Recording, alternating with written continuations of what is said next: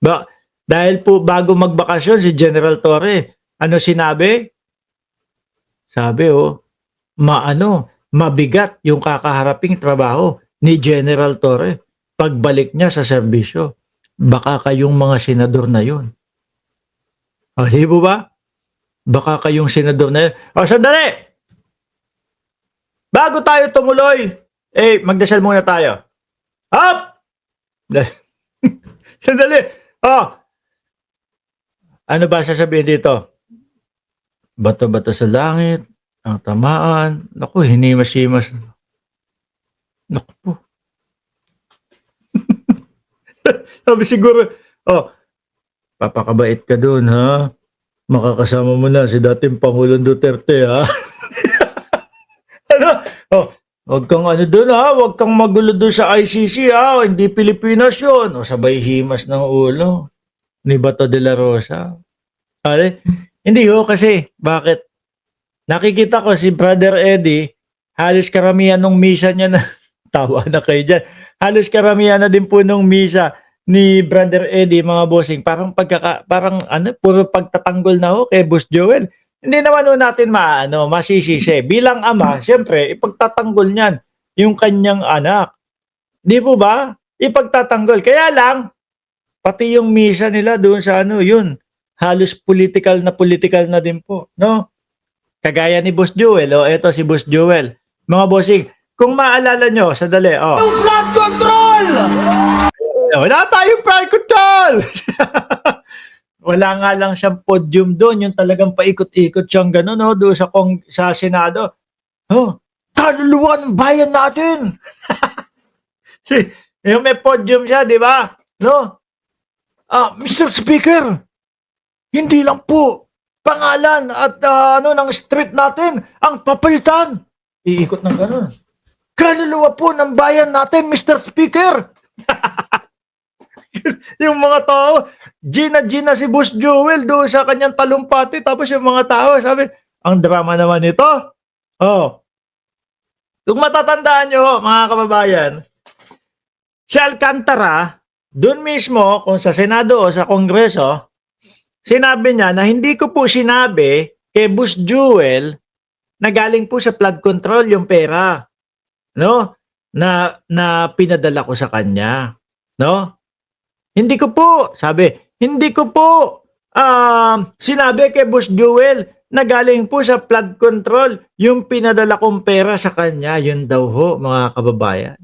Sabi naman ni Bato, naku po, kung nalaman ni Boss Joel Villanueva, yung perang pinadala mo na flood control, baka nabatukan o baka nasakal ka pa o kung ano man daw ang gagawin. Ngayon, alam na ni Boss Joel na yung pera na yun, parang wala naman akong naririnig na na hindi tinanggap o wala naman akong naririnig, mga kababayan. Baka lumagpas lang sa akin tenga, sa aking mata na itinanggi yung sinasabi ni Alcantara na nadala ng pera. Tinanggap, sabi ni Henry Victorio, pero tinanggap niya at hindi binalik. Ngayon, sabi ng tao, since Boss Joel, alam mo na galing sa flood control yung pera na yun. Pwede mo na daw ibalik siguro. Di ba? Ngayon, alam niya na. Kasi wala akong narinig na pagtanggi. Hindi po totoo yung sinasabi ni Alcantara na nakuha ko o may natanggap po ako galing sa kanya. Di ba? Ngayon, paano yan? Hinahanap ng mamamayang Pilipino, ibalik nyo na daw Total, nalaman nyo na galing sa flood control. Pero dito nagpapaliwanag si Boss Joel, mga bossing. Dito no? Doon sa misa nila sa Quirino Grandstand ata yan Kaya ko pong tignan ng bawat isa sa inyo dito, mga kapwa ko JIL! Hoy! Mata sa mata! Wala tayong flood control! Galit na galit! Paniwalaan na kaya natin si Boss Joel? Gagalit na po sa misa sigaw-sigaw na po Kaya ko po kayong tignan mata sa mata. Kumukuha ng simpatya sa taong bayan. Kumukuha ng simpatya doon sa mga kasamahan nila.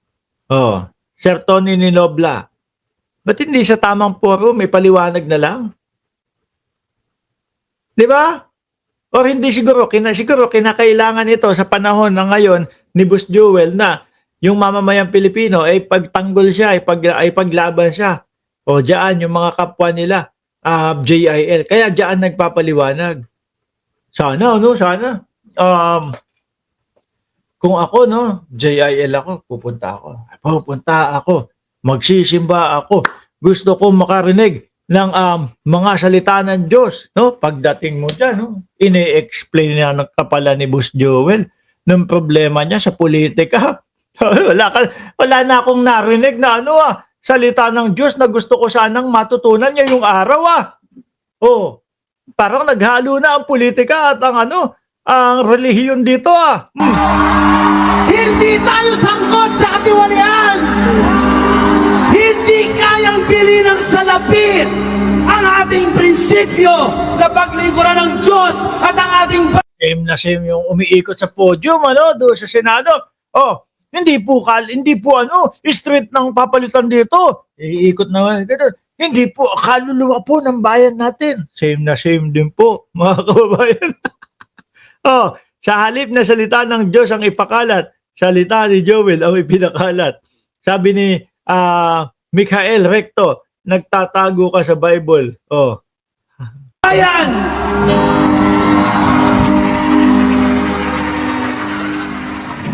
May resibo po tayo dyan. Ayan, pakita mo na agad para hindi na kami nanghuhula. Di ba? Pakita na agad para hindi tayo nanghuhula, mga bossing. Sabi ni Ai Chang, ano daw? Wala daw siyang flood control. Kaya daw niyang tignan mata sa mata yung mga taga JIL. May resibo po tayo. Ngunit gusto kong sabihin dito sa kalagitnaan ng Luneta Grandstand. Kaming mga JIL people, we sincerely believe that if God is with us, no one, nothing, and no circumstances here on earth can... Kaso Joel, tignan mo ko, babasahin natin. Babasa ako ng limang dito, comment. Sabi ni Elena Garcia, hoy Joel, sa korte ka mag-explain, huwag sa mga member ng JIL. Huwag kang humakot ng public sympathy sa mga JIL members. Mahiya ka naman, pati Diyos ginagalit mo. Ayan po, si Ma'am Elena Garcia. Si Tommy ng Cereza Force, mahiya ka sa sinasabi mo, Joel. Propetang bulaan daw. Galing test daman, pumunta ng flood control man. Resibo mo, mukha mo. Asan resibo? 10 na 6 na yata nababasa natin. Helen Martinez, di na siya kinikilabutan sa pagbanggit ng mga pangalan ng Diyos. Di sila naniniwala, Boss Joel. Sinusubukan ko ipagtanggol ka dito, Boss Joel. Ayaw nilang maniwala sa akin. Ano po? Hindi, tsaka dapat ICI, ayun. Doon mo i-explain lahat yan. Kasi tingin ko mga kababayan, wala.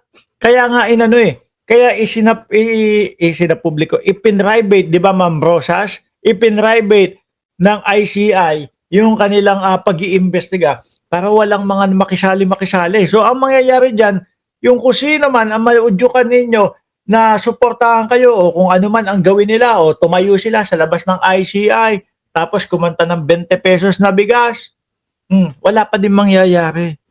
Hindi kasama ang audience impact. No? Walang bilang ang audience impact. Naalala nyo ho? Yung mga DDS doon sa ICC, wala ding audience impact doon. Kaya mga kababayan, hanggang ngayon ay nakakulong ang dating Pangulong Duterte. Hindi na po makukuha sa audience impact, hindi na po makukuha sa call a friend. Wala po. Sagot ang kailangan.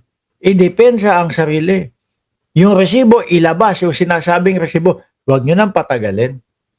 Labasan na agad ng resibo. Diba? Sabi ni Opinion Dukha ng Cereza Post, dapat nag-artista na lang. Yang lintik na yan. Ay, nako. May president ka na.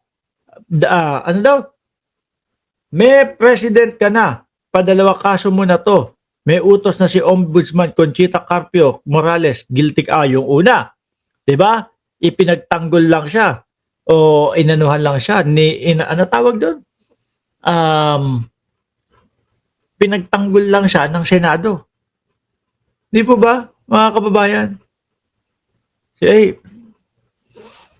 Anyway, si Boss Jewel balik po na lang daw siguro. Since nalaman mo na, Boss Jewel, na galing sa flood control, yung ibinigay sa iyo ni Alcantara, tingin ko, panahon para ibalik.